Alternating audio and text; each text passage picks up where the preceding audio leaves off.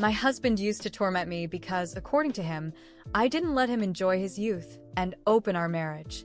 Now, he regrets it because I'm enjoying myself much more than he is. We met at university and got married a few years later. He was the typical school nerd, with big glasses and a skinny frame. We met through mutual friends and grew closer because I helped him escape from his bullies. People used to say I had a sharp tongue, and his aggressors always backed off when they saw me with him. I told him he needed to change his style and take better care of himself physically, as it would help him. He used to say I changed his life and began courting me. At first, I was resistant, but I thought he was overall a good guy and I had nothing to lose by giving it a try. He was my first in everything, and he proposed to me right after graduation. I told him I wanted to have 3 children. That was my dream. But he replied that he didn't want kids because he hated children and thought they were too expensive. 6 years into the marriage, he always seemed lost in thought. When I asked, he'd say it was just exhaustion. Until one night, while I was making dinner, he confessed that he regretted not exploring single life since we'd been together since college. He had only had 2 partners before me. I was his only partner, and that was enough for me. It didn't take long before he jokingly suggested an open marriage, saying that's what everyone was doing these days. I said no. I started to wonder if I wasn't attractive enough, fun enough in bed, or if he was simply bored with me, even though I gave him all the space he needed. I had always accepted all his fantasies in the past. I worked out religiously, doing weight training and yoga, followed a healthy diet, and was in great shape. I always planned at least 2 romantic dates a month and participated in his hobbies whenever he asked. Even though I wasn't interested in motorsports or shooting practice, I indulged him. Yet he insisted that I wasn't letting him enjoy his youth while he still could. Eventually, he broke me.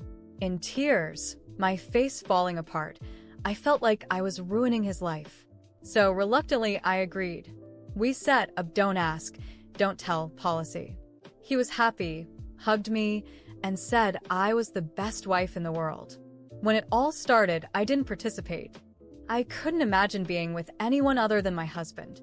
I kept living as I had before, but he began going out more for nights with friends, to bars, and was always on dating apps on his phone. I admit it hurt me.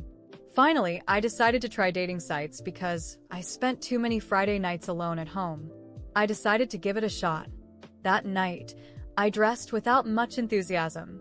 A simple dress, light makeup. I wasn't excited about the idea of going to a bar, but the loneliness at home was suffocating me.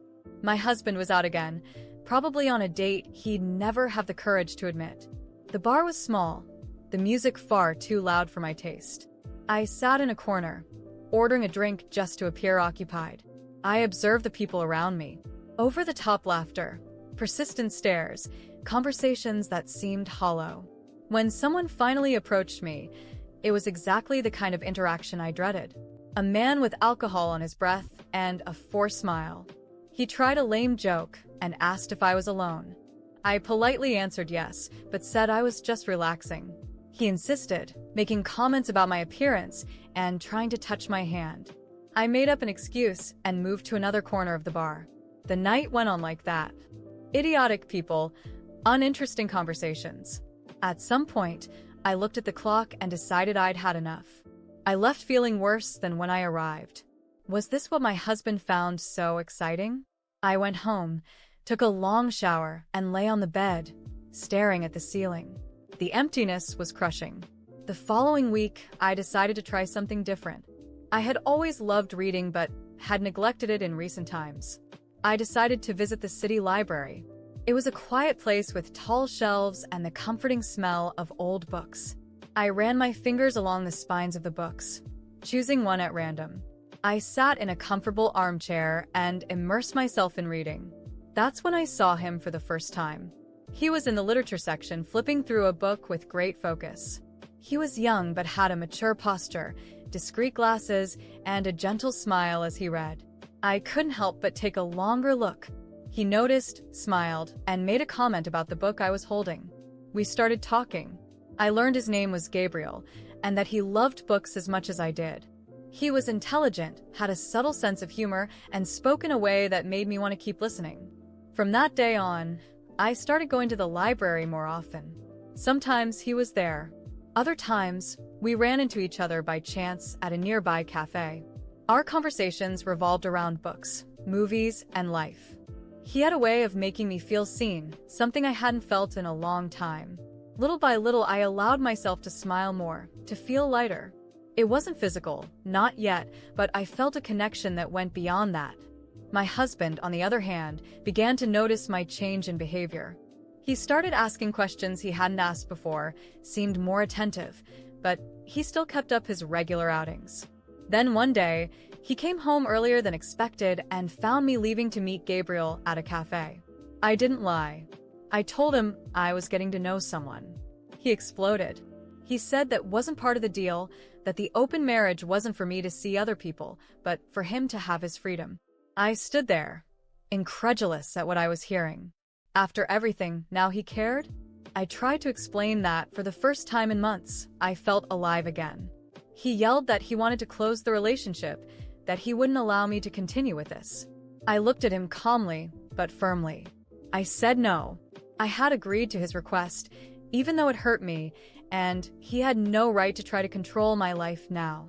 He insisted, begged, and tried to convince me our marriage could still be saved. I smiled, but it was a sad smile. "You had your chance," I replied. "I gave my all, tried everything to make this work. When I was suffering, you were living your freedom. Now it's my turn. I'm not giving this up." He was silent, visibly shaken. For the first time, I realized he was no longer in control. I was. That night, I left home and went to meet Gabriel. I knew my marriage was over, but for the first time in years, I felt I was on the right path to finding something that truly made me happy. After the confrontation with my husband, something inside me changed.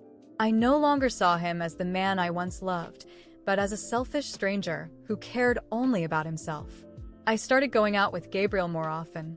Our dates were lighthearted, filled with meaningful conversations and genuine laughter. He made me feel special in a way I hadn't felt in years. My husband noticed my coldness, but instead of trying to resolve things maturely, he became irritated. The argument started small, with him questioning where I was or why I was distant. I answered calmly, without hiding the truth. This irritated him even more. He began shouting at me, demanding explanations. It didn't take long before he lost control, accusing me of being responsible for the destruction of our marriage. The irony of hearing this from him, considering he was the one who initiated everything with his request for an open marriage, was not lost on me. I no longer felt fear or guilt, just exhaustion. Every word he said convinced me further that I was right to move on. It made no sense to stay in a relationship where I wasn't valued. Then one day, he had a fit of rage because I came home late from a dinner with Gabriel. He screamed, accusing me of being selfish and ruining everything. I stayed silent, listening to his words without emotion. When he finished, I simply said, "I'm leaving." He was stunned. He asked what I meant by that. I took a deep breath and continued. "I want a divorce. I'm not going to stay here pretending there's anything left between us. You had the freedom you wanted, and I found mine. It's over." He tried to argue, yell, even cry, but I didn't give in. I packed some clothes, took my essentials, and left the house that very night. I went straight to Gabriel's place. He welcomed me without asking questions, simply opened his arms and hugged me. At that moment, I knew I was making the right decision. Over the following weeks, I filed for divorce. My lawyer explained that I was entitled to half of what my ex-husband owned. I thought long and hard about it. Part of me wanted to just leave without looking back, but another part, the hurt and betrayed part, knew I deserved what was rightfully mine. He had opened my eyes to the fact that I was never truly loved by him, so there was no reason to feel compassion now. When my ex learned that I was claiming my share, he was furious. He tried to convince me it was unfair, that he had sacrificed so much to build our life together. For the first time in years, I laughed in his face. "Sacrificed? You were busy living your freedom while I was doing everything to keep this marriage together. I'm not giving up what's rightfully mine." The divorce was tough, but in the end I got half of everything he had. I used that money to start over. Gabriel and I decided to try a serious relationship, but without rushing. He supported me in every decision, never pressuring me. Together, we rented a small apartment, decorated simply but full of life and joy. Today, I look back and see how much I've grown. I live happily with Gabriel in a relationship where I am loved and valued. My ex-husband? I don't know much about him, but I hope he's learned something from all this. I know I have. I'll never again accept less than I deserve. And for the first time in years, I'm truly at peace. The months that followed the divorce were a true transformation for me. It wasn't an easy process, but each day took me further from the weight of the past and closer to a future that seemed much more promising. Gabriel was a constant during this time. He never pressured me, never tried to take a space that wasn't his, but he was always there, supporting me and celebrating every small victory as I worked to rebuild my life. Our relationship evolved naturally. At first, we were just companions who understood each other deeply, but little by little, I realized there was something much greater between us. Gabriel was unlike anyone I'd ever known. He not only made me feel loved, but also admired, respected, and desired in a way I had never experienced before. With him, I could be myself without fear of judgment. One day, while we were at a park, sitting on the grass and talking about books, he said something that echoed in my mind. With that calm smile, "I loved so much," he said. "You know you're the most amazing person I've ever met, right? I feel like what we have here is something I want to keep forever."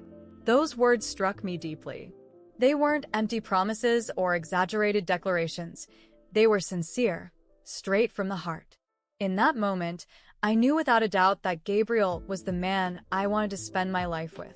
Some time later, we decided to take an even bigger step and bought a house together.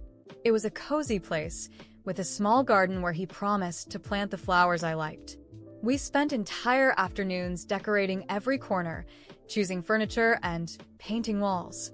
That house wasn't just a physical space, it was the materialization of our new beginning.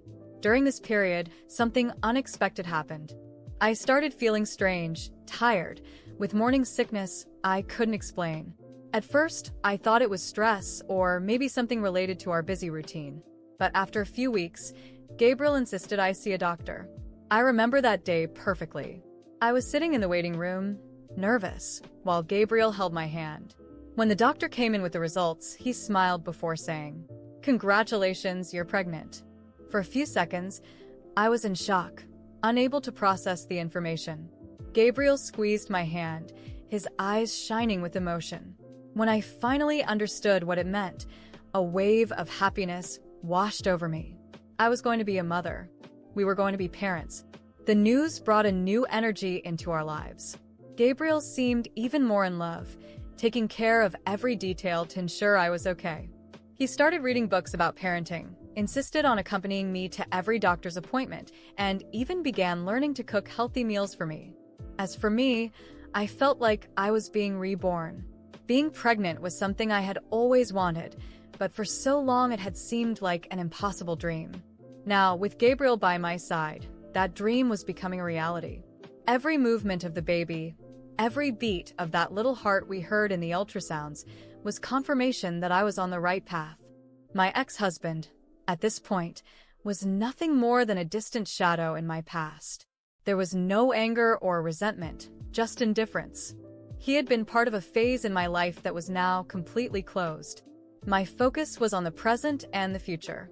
When the day of the birth finally came, Gabriel was by my side the entire time. He held my hand, encouraged me, and when our child was born, he cried upon seeing him for the first time. Watching him hold our baby with so much love was the most beautiful moment of my life.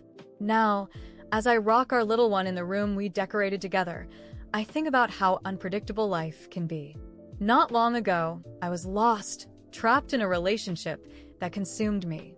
Today, I have a family, a home, and a vision for growth with someone I truly love. Gabriel and I aren't perfect, but we complement each other in a way that gives me hope for the future. Finally, I feel like everything has fallen into place. The past has stayed where it belongs, and the present has brought me something I never imagined, true happiness. And as I watch Gabriel sing to our sleeping child, I know I am exactly where I meant to be.